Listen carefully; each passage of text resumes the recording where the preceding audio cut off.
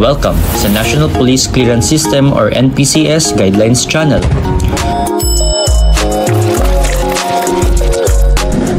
Noong ika-10 ng Agosto taong 2018, ito ay isang web-based information system na naglalayong gawing mas mabilis at mas maayos ang proseso ng pagkuha ng National Police Clearance or NPC. Ito ay legal batay sa NAPOLCOM Resolution No. 2016-393 na nagpapahintulot sa PNP na ipatupad ang National Police Clearance System.